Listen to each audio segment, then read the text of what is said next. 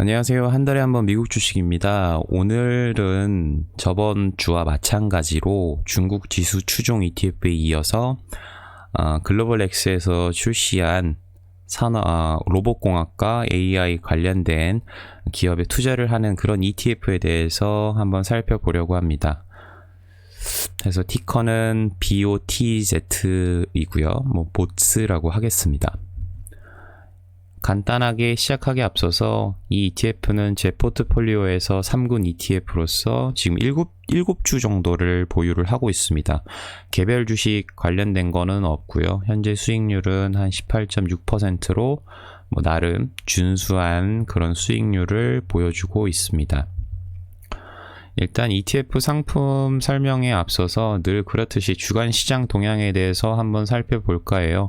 핀비즈에서 이번 주간 차트를 한번 살펴보니 대부분 좀 하향세를 미쳤던 것 같아요.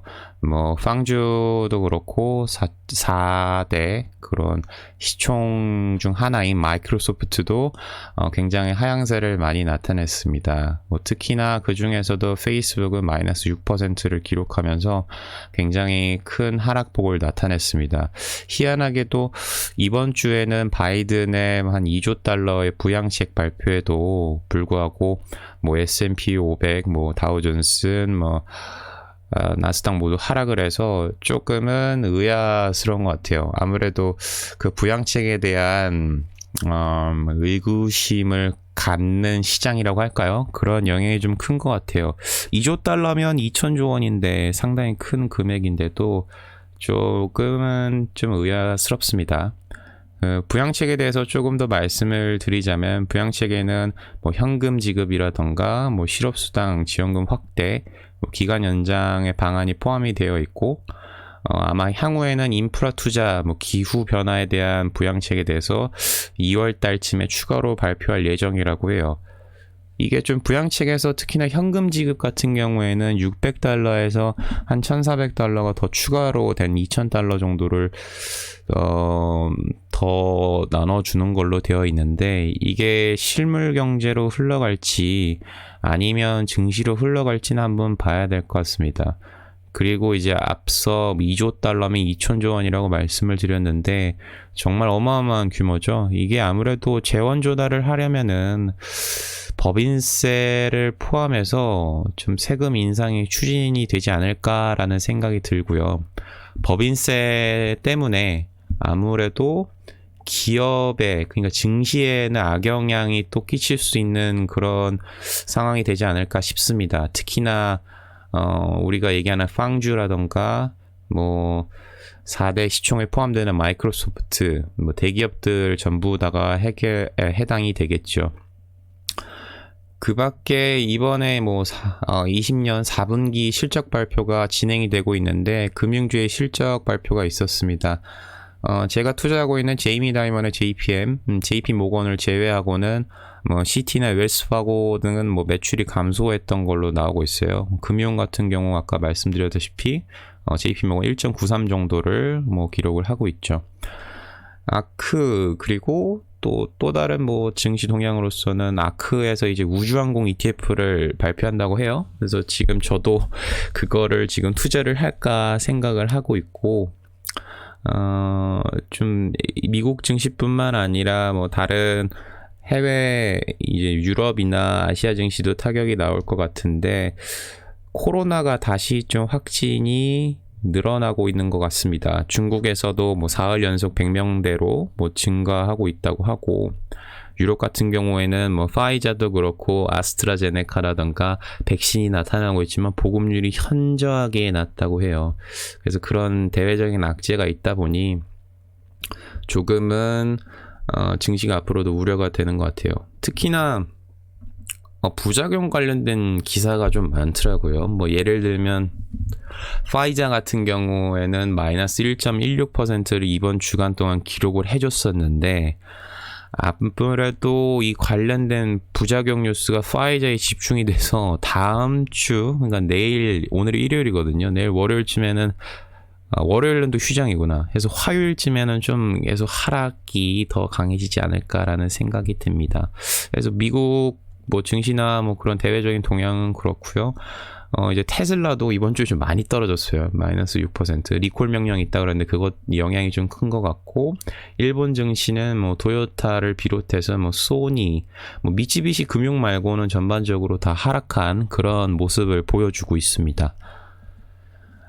이제 실적 발표를 아까 말씀을 드렸는데, 일정이 이번 향후 일정을 좀 확정된 것들인 것 같아요. 그래서 어닝스 위스퍼스에서 한번 가져와 봤습니다. 그래서 제가 제일 기대를 하고 있는 것은 아무래도 지금 애플을 계속 집중적으로 매수를 하고 있기 때문에 이거를 좀 아주 기대를 하고 있습니다. 한번 참고해 보시면 좋을 것 같고요. 이제 매수 매도 현황인데, 저번 주 중국 지수 추종 ETF 얘기에 이어서 애플을 한 8주 정도 추종이 아니라 추가 매수를 했습니다. 그래서 이제 애플을 계속 담고 있는 상황이고요. 늘 그렇듯 계좌 현황에 대해서 말씀을 드리면 지금 한 256만 원이네요. 그래서 100만 원 정도 더 추가를 해서 투자를 했는데 뭐 수익률은 비슷비슷합니다. 아쉽게도 얼마 전까지만 해도 부양책이 발표할 시점에는 한 300만 원 정도 전체 수익률이 올라서 기분이 좋았는데, 한 번에 다시 좀 내려간 모습이에요. 그 그러니까 호재성 재료가 소멸된 것 같은 느낌을 좀 받았습니다. 이제 실질적으로 우리 상품에 대해서 한번 살펴볼까 해요. 그 보츠라는 이제 상품의 출시일은 16년 9월입니다. 운용사는 미래에셋대우 계열사인 글로벌 X에서 만들었고, 투자 분야는 산업재, 기술, 헬스케어 쪽에 있습니다. 아무래도 로봇 공학이라든가 AI 관련된 거다 보니까 그런 쪽에 섹터에 투자를 하는 것 같아요. 운용 보수는 상당히 높은 편입니다. 0.65%였던 것 같은데, 미래에셋대우가 좀 수수료가 비싼 것 같아요. 개인적으로는 아이시어스를 좋아하는데, 운용 보수는 글로벌 X가 살짝 비싼 감이 있습니다. 운용 자산은 한 4빌리언이니까 한 24억 달러, 그러니까 한 2.5조 원 정도 되고 있고요.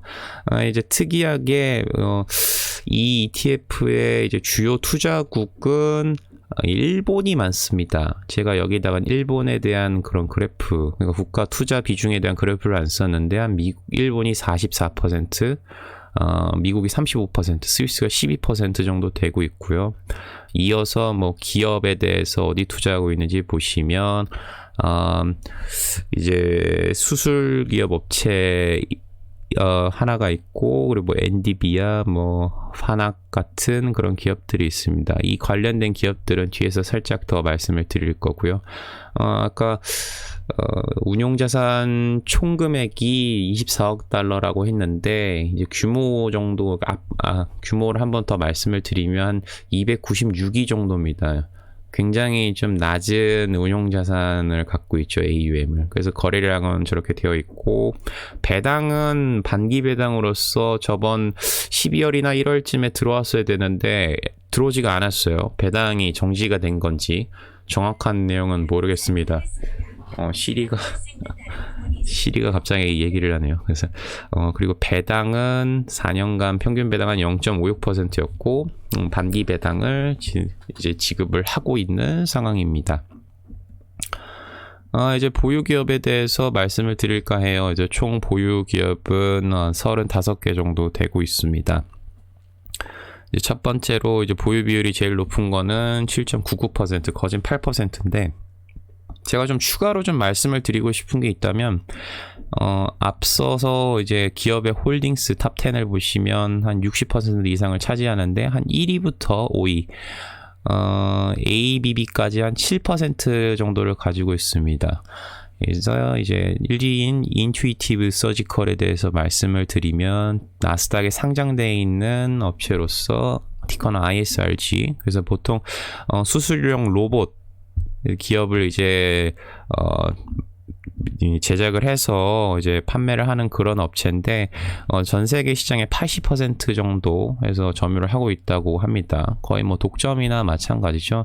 아무래도 의료 사업이 보수적이다 보니까 독점이라는 거를 뭐 손쉽게 할 수 있지 않을까라는 생각이 들고, 이게 한 수술을 할 때마다 일정 수술을 해서 사용을 하면은 소모성 부품을 교체를 해줘야 된대요. 수술 횟수에 따라서. 그거를 또 감안했을 때 독점에다가 그런 소모성 부품을 교환해준 거를 감안하면 뭐 매출이 계속적으로 상승하지 않을까라는 생각이 듭니다. 그리고 제일 많이 다들 알고 있으신 엔비디아 해서 7.88 해서 2순위로 거의 비슷한 수준의 보유 비율을 갖고 있고, 나스닥에 상장돼서 NVDA로 그렇게 알고 있습니다. 그래서 다들 아시는 분들은 아실 거예요. 컴퓨터 게임 좋아하시는 분들은 이제 컴퓨터용 그래픽 처리 장치 GPU를 설계하고 개발을 하기도 하고요.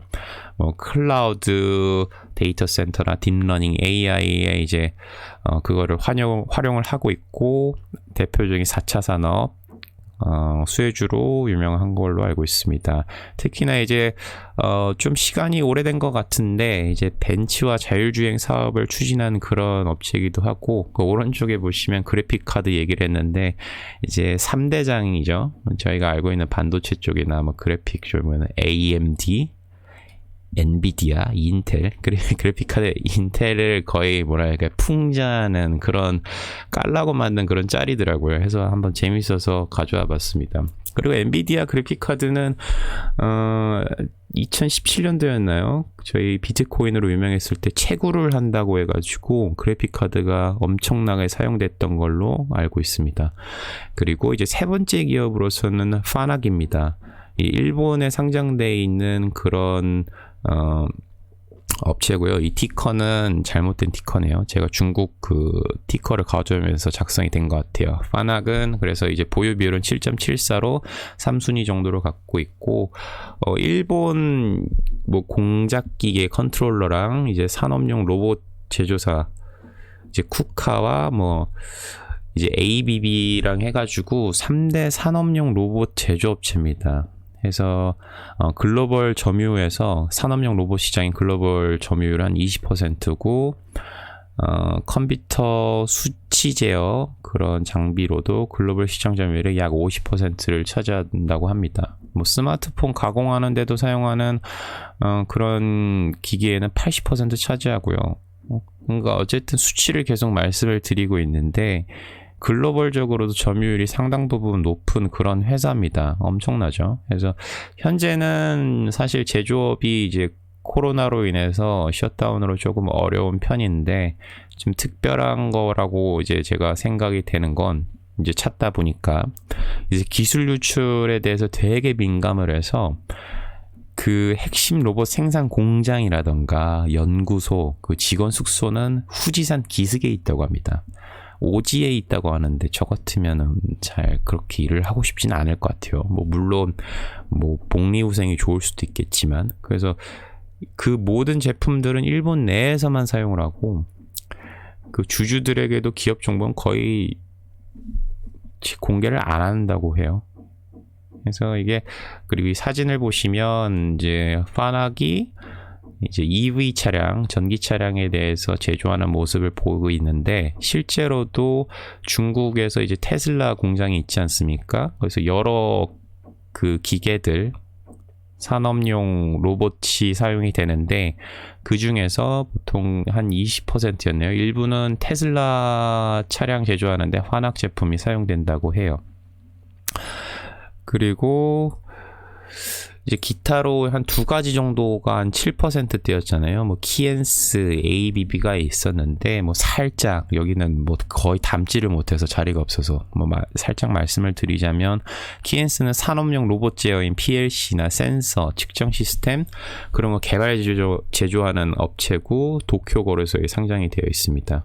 그래서 시총으로 일본 내에서 2위를 차지할 정도로 상당히 큰 회사입니다. 그래서 참고로 도요타가 1위고 2위인 키엔스에 이어서 NTT 도코모 통신이 3위, 그리고 제가 가지고 있는 소니는 6위 정도를 차지하고 있습니다.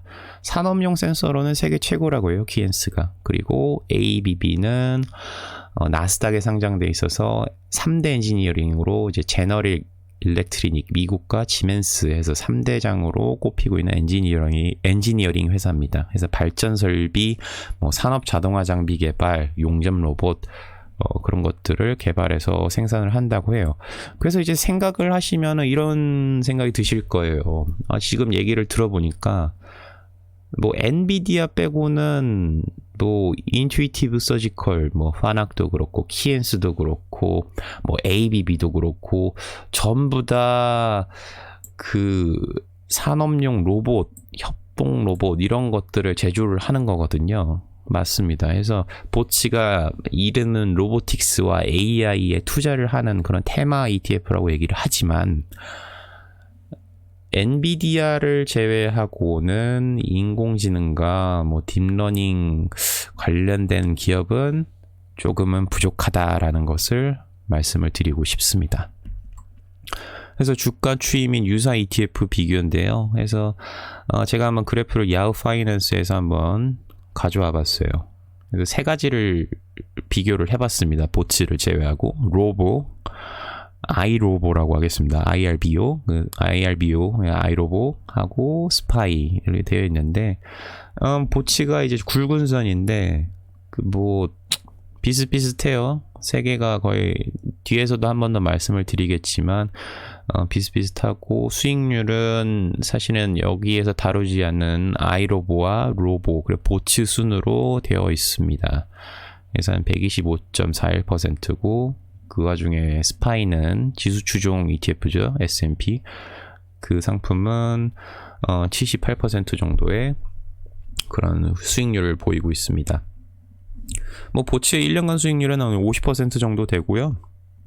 3년간은 한 12.78%로 그런 걸 보여주고 있습니다. 이제 유사 ETF에 대해서 이제 말씀을 드리면, 보츠는 16년에 나오고, 로보 13년, 아이로보 18년, 이렇게 해서 굉장히 최신 걸로 되어 있습니다. 그런 거를 이제 매번 늘 보시는 것처럼 얘기를 드리면, 로보는 가장 오래된 그런 ETF로 되어 있고, 익스펜스 레시오는 최근에 나온 아이로보가, 그리고 운용 총 자산은 보츠, 그리고 배당률은 0.49% 아이로보. 근데 사실은 배당이 그렇게 큰 ETF들이 아니기 때문에 이거 고만 하거든요. 사실 그렇게 큰 의미는 없는 것 같아요. 그리고 보츠가 아직 5개년이 안 됐기 때문에, 아이로보와 보츠가 그 로보에 대비해서 1년 퍼포먼스 수익률만 따지고 본다면 55.81%로 보츠가 낮다라는 게 조금은 괜찮다라는 의미예요. 그래서 로보와 아이로보에 대해서 좀 말씀을 드리면, 약간 보시면 다 똑같이 1%로 균등하게 그렇게 배분이 되어 있고, 로보는 기업이 95개, 그리고 아이로보는 125개가 좀 포함이 되어 있습니다. 조금은 특징이라면, 로보부터 말씀을 드리면 한국과 중국, 대만 기업을 포함을 하고 있고, 1.76% 이 기업은 대만 기업입니다. 그렇게 높은 비중은 사실은 아니기 때문에 그렇게 큰 의미는 둘 필요는 없을 것 같은데, 좀 국가 투자에 대한 비율을 좀 특징적인 걸 보자면, 보츠는 보츠와 반대로 이제 로보 같은 경우에는 한 절반가량을 50%를 미국에 투자하고, 일본은 20% 정도밖에 안 됩니다. 보츠는 미국이 한 40%, 일본이 40%가 넘었고, 한 미국이 그 반대였는데, 이 정도로 되어 있고, 한국과 중국이 포함되어 있지만 1%밖에 정도가 안 돼요. 국가적인 비중으로 따졌을 때. 그리고 아이로보 같은 경우에는 마찬가지 1%라는 거 말씀을 드렸고, 신흥국을 포함해서 역사 가장 이제 최신의 그런 상품입니다. 그리고 마찬가지로 한국과 중국, 홍콩을 포함하고 있는데 눈에 띄시는 게 아마 바이두 자율주행이 있었던 것 같은데 전기차라던가 바이두가 있고 그다음에 LG전자 이건 좀 가전용 때문에 이런 것 같아요. 청소기 같은 그리고 샤오미가 포함되어 있습니다. 이거 미국 증시에서 퇴출당하는 블랙리스트로 올라갔죠. 그런 것들을 아무튼 이제 투자를 하고 있습니다. 이것도 마찬가지로 한 50%는 미국에 투자를 하고 있고요. 아이로보 같은 경우에도 일본은 10%, 중국은 8%, 그리고 대한민국은 4% 정도 되어 있습니다. 로보보다는 조금은 높은 비중을 갖고 있네요. 한국과 중국이. 왜냐하면 로보는 뭐 한국과 중국이 1%인데 여기서는 중국이 8%, 대한민국 그러니까 우리나라가 한 4% 되니까 나름은 높은 그런 거인 것 같습니다. 높은 비중을 갖고 있는 것 같아요. 근데 보츠를 저는 선택을 하고 싶은 게 이 로보나 아이로보 같은 경우에는 이 95개, 125개에서 전반적으로 다 골고루 투자를 하고 있거든요. 그래서 저는 좀 집중적으로 투자하는 보츠가 더 좋은 것 같아요. 그리고 로보나 아이로보나 보츠나 이 세 가지 ETF 전부 다 AI보다도 아무래도 로봇공학 쪽에 로봇에 대해서 투자를 하는 게 더 많은 것 같다라는 그런 생각이 듭니다. 이제 ETF 매력 요소를 좀 빠르게 살펴볼까 합니다. 이제 세 가지를 꼽아봤습니다. 첫 번째는 앞으로 인건비 상승, 그리고 두 번째는 고령화 인구 절벽, 그리고 마지막으로 성장하는 로봇 AI 산업입니다. 그리고 첫 번째로 인건비 상승을 꼽은 이유가 이제 최저임금이 계속 오르지만 이제 아무래도 개발도상국들 이제 추격하는 캐칭업하는 그런 국가들조차도 인건비가 발전을 하면서 국가가 발전을 하면서 인건비가 가파르게 상승을 하기 때문에 이게 전반적으로 인건비를 아끼기 위해서는 로봇을 사용을 하는 게 이제 필수적인 시대가 되고 있는 것 같아요. 특히나 이제 중국 같은 경우에는 세계 로봇 시장의 30%를 차지한다고 하는데 2020년에 로봇 시장 규모가 작년 그러니까 2019년보다 17% 높아진 12조 원이라고 합니다. 그래서 한 로봇 시장의 66% 정도가 산업용 협동 로봇이고 25% 정도는 뭐 서비스 분야가 차지한다고 해요. 그래서 보시면 이것들을 보면 이제 거의 다 사람이 안 쓰고 그냥 로봇으로 다 대체하는 거고 실제로도 우리나라에도 식당 같은 데 가면 서비스용 로봇이 있어요. 그래서 양양의 가족여행을 갔다가 사람이 서빙은 안 하고 기계에다가 뭘 입력을 하니까 그 테이블로 가더라고요. 이게 좀 신기했습니다. 그래서 아무튼 뭐 이번 또 코로나19 계기로 코로나 바이러스 계기로 아무래도 서비스 유통 분야에서 로봇 사용이 좀 많이 높아지지 않을까라는 생각이 듭니다. 좀 굉장히 우려스러운 것 같아요. 2030년이면 제조업 일자리 2천만 개가 없어진다 하고 이게 말이야 블루 컬러나 제조업이지 아마 화이트 컬러에서도 단순 반복되는 그런 직업들도 없어지지 않을까라는 그런 생각이 듭니다. 실제로도 제조업만 놓고 보면 로봇이 생기고 나서 이제 유럽에서 한 40만 명, 미국 26만 명, 중국 50만 명에서 총 세계적으로 170만 개의 제조업 일자리가 없어졌다고 해요. 그리고 아무튼 요소는 좀 비극적이지만은 이 상품 자체로만 보면은 굉장히 좋은 것 같고 그리고 이제 고령화 인구 절벽인데 이 한국과 일본 고령화 추이를 보면 우리나라가 파란색이거든요. 그래서 굉장히 빠르게 따라잡고 있습니다. 아무래도 직장을 갖고 경제적 활동을 해도 아파트 사는 거 월급으로는 말도 안 되는 얘기가 되어버리는 상황이잖아요. 결혼도 그렇고 좀 사회가 최근에 나쁜 일들도 있었잖아요. 애 키우기가 상당히 불안한 그런 환경이 되면서 아무래도 이런 고령화 정도가 높아지는 것 같아요. 고령화가 높다라는 것은 결과적으로 젊은이가 없는 것이고 젊은이가 없다라는 것은 경제적 활동할 수 있는 인구가 줄어든다는 의미로 볼 수 있거든요. 아무래도 일본은 이런 것들을 먼저 겪다 보니까 로봇 개발 같은 것을 자주 하는 것 같아요. 뭐 대표적인 서비스 로봇 개발한 거를 찾아서 봤는데 시각장애인용 안내 로봇이라던가 애완 로봇, 뭐 근력 보조, 뭐 노인 복지 시설하는 로봇, 뭐 다양하게 개발을 하고 있는 것 같아요. 이런 점을 보면 일본이 이런 쪽에는 굉장히 선두적인 것이라는 생각이 듭니다.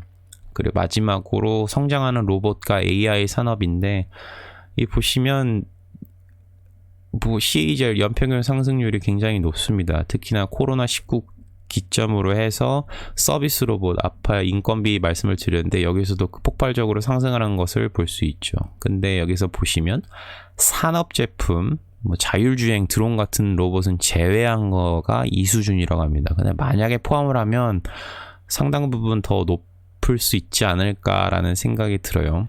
그리고 이 보치에서는 AI가 사실상 엔비디아 말고는 없지만 인공지능 서비스가 앞으로도 뭐 $400까지 거의 뭐 360억 달러까지 이렇게 오른다는 것을 감안을 했을 때 앞으로도 뭐 4차 산업혁명이 말로만 되는 것이 아니라 실질적으로 우리 생활에 자리 잡지 않는 그런 게 되지 않을까라는 생각이 듭니다. 한 줄 요약으로 이 ETF를 말씀을 드리면 이제 피할 수 없는 로봇, AI 산업입니다. 이쪽에 대해서 4차 산업혁명이라던가 앞으로의 우리나라의 미래라던가 세계적인 추세로 봤을 때는 부정할 수 없는 사실인 것 같아요. 그런 걸 생각을 하시고 먼저 한번 한 발 앞서서 투자를 해보시는 것도 나쁘지 않을 거라는 생각이 듭니다. 여기까지가 오늘 영상의 마지막이고요. 제가 찍었던 걸 한번 쭉 보니까 어버버거리고 버벅거리는 게 상당히 많더라고요. 뭐 우리 쇼미더머니나 가수 경연대회 같은 거 보면은 가사를 전다고 하잖아요. 근데 제가 아무래도 대본을 웬만하면은 뭐 정보성인 거 말고는 거진 써놓지를 않다 보니까 좀 말 더듬거나 듣기가 조금 어려우실 수 있는 그런 것들이 있을 것 같아요. 그런 거를 어느 정도 좀 감안을 좀 하시면서 좋게 봐주셨으면 좋겠고, 앞으로도 늘 말씀을 드리지만 제가 좋은 영상을 만들어서 항상 찾아뵐 수 있도록 하겠고요. 뭐 궁금하신 거가 댓글이 달릴지 모르겠지만 있다고 하시면 언제든지 말씀을 주시면 좋을 것 같습니다. 그러면 구독, 좋아요, 알림 설정 부탁드리고 오늘 영상은 여기서 마치겠습니다. 1월이 벌써 중간을 향해 달려가고 있습니다. 여러분들도 이번 한 해 계획하신 목표와 그리고 하고 싶은 일이 있으시다면 꼭 이루셨으면 좋겠습니다. 늘 성투하시고 이번 주말도 알차게 보내세요. 안녕.